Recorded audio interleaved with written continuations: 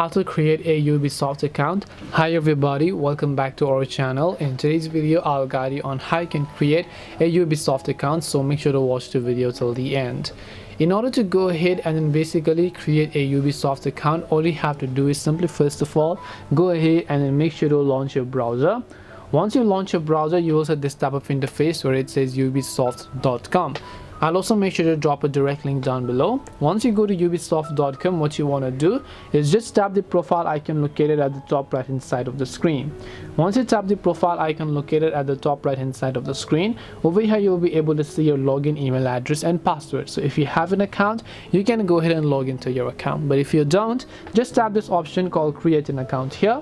Once you tap on create an account, you're going to be taken to the next page where you'll be asked to enter all the details such as your email address and confirm your email address again.